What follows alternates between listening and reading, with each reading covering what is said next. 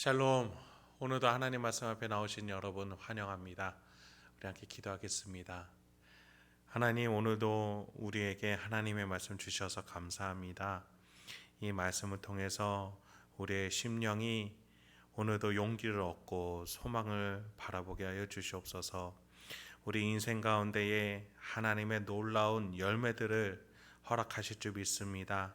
이 말씀으로부터 또 이 말씀에 듣고 순종하는 우리의 심령으로부터 주여 역사를 시작하여 주시옵소서. 예수님의 이름으로 기도했습니다. 아멘. 오늘 함께 살펴볼 말씀은 여호수아서 3장 1절에서 8절입니다. 여호수아서 3장 1절에서 8절 말씀을 보도록 하겠습니다. 여러분, 우리는 여호수아서를 통해서 하나님의 세밀하고 섬세한 계획을 알 수 있습니다. 우리 인생도 한 발걸음씩 천국으로, 약속의 땅으로 나아가고 있는데, 이 이스라엘 백성들에게 하나님의 섬세한 계획이 있듯이 우리 인생에도 섬세한 계획이 있습니다. 여호수아서가 기록된 이유가 바로 이러한 것 때문입니다. 오늘도 이 본문을 통해서 하나님의 섬세한 인도하심이 여러분의 인생 가운데 있다는 것을 깨달으시는, 그래서 소망을 가지시는 오늘 이 시간이 되길 소망합니다. 1절입니다. 또 여호수아가 아침에 일찍이 일어나서 그와 모든 이스라엘 자손들과 더불어 시딤에서 떠나 요단에 이르러 건너가기 전에 거기서 유숙하니라. 여호수아는 정탐꾼의 보고를 듣고 자리에 일어나서 요단강을 건너기로 합니다. 요단강 북은 10km에 위치한 시딤이라는 곳에서 자리를 정리하여서 요단강 코앞에 다다르게 되었습니다. 그리고 여호수아는 이스라엘의 리더들을 통해서 요단강을 이제 어떻게 건널 것인지에 대해서 설명해 주고자 합니다. 2절 3절에 그래서 리더들은 이 여호수아의 설명을 백성들에게 말합니다. 사흘 후에 관리들이 진중으로 두루 다니며 백성에게 명령하여 이르되, 너희는 레위 사람 제사장들이 너희 하나님 여호와의 언약궤 매는 것을 보거든 너희가 있는 곳을 떠나 그 뒤를 따르라. 요단강을 건너는 방법은 간단했습니다. 언약궤를 따라가는 것이었습니다. 이 언약궤 안에는 하나님께서 주신 십계명의 돌판, 그리고 아론의 쌍난 지팡이와 만나 항아리가 있는 언약궤였습니다. 약속의 상자였죠. 하나님이 이스라엘과 함께 하신다는 증거였습니다. 그것을 따르면 그들은 요단강을 충분히 지날 수 있다라는 겁니다. 여러분, 강을 건넌다고 하니 우리가 생각나는 것이 하나 있습니다. 바로 출애굽 1세대가 건넌 홍해였습니다. 그 홍해는 노예에서 자유인으로 새로운 시대로 나아가는 발걸음이었죠. 이번에 요단강을 건너는 것은 광야의 방랑자에서 가나안 땅의 주인 국가로의 발걸음이었습니다. 하나님의 약속은 젖과 꿀이 흐르는 땅을 너희에게 줄 것이었습니다. 나라를 세우겠다라는 것이었습니다. 그런 점에서 나라는 국민, 영토, 주권이 있어야 되는데, 출애굽 1세대를 통해서 그들은 노예에서 자유인이 된 주권을 얻었습니다. 그리고 2세대는 요단을 건너면서 영토를 얻음으로 한 국가가 이제 마침내 되는, 그러니까 요단강을 건너는 것은 하나님의 이 놀라운 구속사의 역사가 이루어지는 성취의 순간인 것입니다. 그래서 그 놀라운 일을 이루시는 데 있어서 하나님은 뒤에서 방관하지 않으셨습니다. 어떻게 하십니까? 가장 맨 앞에서, 언약궤는 하나님의 임재를 의미하는 겁니다. 하나님이 이스라엘과 함께 하신다는 것을 표해주는 표시였죠. 그런데 그것을 맨 앞에 둔다는 것, 하나님이 미리 역사하고 계시고 앞서 이끌어 가신다는 증거였습니다. 4절로 이어집니다. 그러나 너희와 그 사이 거리가 2000규빗쯤 되게 하고 그것에 가까이 하지는 말라. 그리하면 너희가 행할 길을 알리니 너희가 이전에 이 길을 지나보지 못하였음이니라 하니라. 2000규빗, 그러니까 800m 정도 떨어져서 백성들이 언약궤를 따라오게끔 합니다. 어느 정도 거리를 두고 언약궤가 앞서 요단강에 어떻게 길을 내는지 그것을 보면서 하나님의 역사를 보면서 따라오라는 거였습니다. 왜요? 너희가 행할 길을 알리니 너희가 이전에 이 길을 지나지 못하였습니다. 여러분, 우리 인간들 중에 그 누구도 미래를 경험해보고 그 길을 가는 사람이 있겠습니까? 다 처음 걷는 것이죠. 부모가 되는 것도 처음이고 어른이 되는 것도 처음일 겁니다. 죽음을 경험해보는 것도 처음이겠죠. 우리는 이렇게 알지 못하는 길을 걷는 인간입니다. 그래서 하나님의 미리 앞서 가심이 필요합니다. 하나님이 미리 준비하신 섬세한 인도를 따라가는 게 필요합니다. 그렇게 우리는 하나님을 따라가는 거죠. 이스라엘 백성의 믿음은 상자를 따라가는 것이었습니다.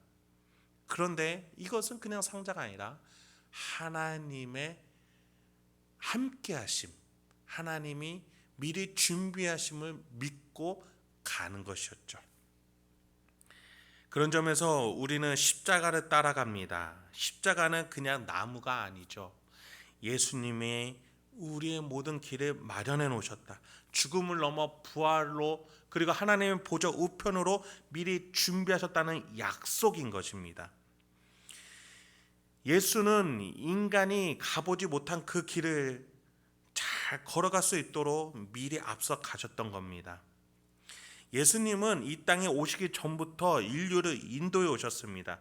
태초 때로부터 예수님은 빛으로 인간을 만드시고 이끌어 오셨습니다. 예수를 따라올 수 있게끔 예수는 먼저 가신 것이죠. 그래서 구약은 예수님으로 표현될 수 있는 많은 것들이 나옵니다. 예수님이 신약 시대에 육신으로 나셨다 뿐이지 예수님은 인류가 시작되기 전부터 우리를 인도해 오셨습니다. 그 증거로 아담이 입은 첫 가죽옷, 노아의 방주, 모세의 언약궤와 성소, 아브라함이 바친 이삭, 솔로몬 성전 모두 예수님을 예표하는 것이고 이것을 따라오라는 가르침이었습니다. 이스라엘이 상자를 따라가듯이 우리는 그 십자가를 따라가는 겁니다. 그것은 단순한 나무들이 아니었습니다. 나무 상자, 나무 사형틀이 아니었습니다. 하나님의 약속인 것입니다. 하나님의 약속은 눈에 보이거나 손으로 만지는 것이 아닙니다. 하나님을 향한 믿음과 신뢰라는 것을 이 심령에 품고 가는 것입니다. 그래서 우리는 구약과 신약이라는 나를 향한 강력한 약속을 통해 이 2000년의 시대에 현대에도 예수를 따라갈 수 있는 겁니다. 그 길을 따를 때에 하나님께서는 여호수아에게 이런 일이 일어날 거라고 말씀해 주셨습니다. 5절입니다. 여호수아가 또 백성에게 이르되 너희는 자신을 성결하게 하라. 여호와께서 내일 너희 가운데 기이한 일들을 행하시리라. 기이한 일을 하나님께서 하시겠다고 하십니다. 세상이 도저히 줄 수 없는 그 방법과 그 하나님의 역사를 보여주겠다고 하시는 것이죠. 이것을 인간의 성과 힘으로는 도저히 되지 않는 것을 말합니다. 우리도 마찬가지입니다. 상자를 따라가는 이스라엘처럼 십자가를 따라가는 우리에게 하나님은 기이한 일, 기적, 우리의 힘으로는 도저히 이룰 수 없는, 이해할 수 없는 신비한 개입으로 우리의 인생을 풀어가시는 것들을 우리는 경험하게 되는 겁니다. 그래서 여호수아는 그들에게 자신을 성결하게 하라라고 말합니다. 즉 하나님을 따르기 위한 마음과 태도와 믿음을 준비하라는 것이죠. 자신의 고집과 편견, 의심, 판단으로는 요단강을 건널 수 없다라는 겁니다. 하나님을 향한 신앙으로 먼저 앞서가 있는 언약궤, 먼저 앞서서 가신 예수님의 십자가를 우리가 따라 걸어가다 보면 내 인생이 하나님의 역사 안에서 걷고 있음을 깨닫게 된다는 겁니다. 이제 드디어 시작합니다. 6절입니다. 여호수아가 또 제사장들에게 말하여 이르되 언약궤를 메고 백성에 앞서 건너라 하매 곧 언약궤를 메고 백성에 앞서 나아가니라. 그때 하나님께서는 여호수아에게 7절과 같이 말씀하십니다. 여호와께서 여호수아에게 이르시되 내가 오늘부터 시작하여 너를 온 이스라엘의 목전에서 크게 하여 내가 모세와 함께 있었던 것과 같이 너와 함께 있는 것을 그들이 알게 하리라. 여호수아는 자신의 판단과 결정으로 좌지우지하지 않았습니다. 하나님을 향한 신앙과 믿음으로 하나님께 순종했던 낮췄던 여호수아였습니다. 하나님은 그런 그를 높이시겠다라고 말씀하시는 것이죠. 우리는 여기서 다시 한번 예수님의 역설적인 영적 원리가 대입되는 것을 봅니다. 마태복음 23장 12절에서 예수님은 누구든지 자기를 높이는 자는 낮아지고 누구든지 자기를 낮추는 자는 높아지리라. 하나님 앞에 낮아지고 순종한 자를 하나님은 높여주십니다. 하나님은 그런 여호수아를 높이셔서 모세와 같이 하나님이 인정하는 여호수아다, 이것을 백성들이 스스로 깨닫게끔 해주시겠다라고 말씀하시는 겁니다. 여호수아 개인적 입장에서 모세는 대선지자와 또 대리더와 같은 자였죠. 모세로 말하자면 초대 리더였고 애굽을 멸망시켜 이스라엘에게 자유를 준 자였고 게다가 광야길에서 각국의 나라와 왕들에게서 전쟁에서 승리를 가져온 자였습니다. 40년 광야 생활 동안 그들을 굶기지도 않았고 부족함이 없게도 했습니다. 국가의 기틀과 정체성, 방향을 잡은 어마어마한 사람이었죠. 이런 사람이 뒤를 잇는다는 건 여간 힘든 일이 아니었을 겁니다. 그러나 하나로 정리됐습니다. 하나님께 낮아지는 그를 하나님이 높이셨다라는 겁니다. 하나님이 인정하는 자로 백성들이 깨닫게끔 하나님이 하시겠다라는 겁니다. 그러니 여호수아야, 두려워하지 말고 놀라지 말라. 내가 너와 함께할 것이니 강하고 담대하라라고 1장에서 말씀하셨던 거죠. 여러분, 우리 인생도 마찬가지입니다. 하나님은 우리의 인생의 문제들로 우리가 몸부림치고 있다는 걸 아십니다. 문제를 해결하고자 얼마나 애쓰는지를 아십니다. 그때 우리에게 필요한 것은 내 손으로 되지 않는 것을 하나님께 드리는 겁니다. 엎드리는 거예요. 하나님께 낮추는 겁니다. 그러나 하나님은 어떻게 예수를 따라가라고 하는지 우리의 마음과 지혜 속에 감동을 주셔서 우리가 가야 할 길을 알게 해주십니다.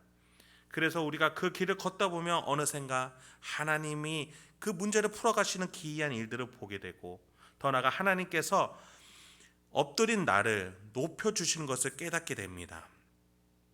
그래서 우리는 스스로 높아지려 하기보다 하나님께 낮아져서 하나님을 통해서 문제를 해결하고 하나님을 통해서 높아지는 나를 경험할 수 있어야 하겠습니다.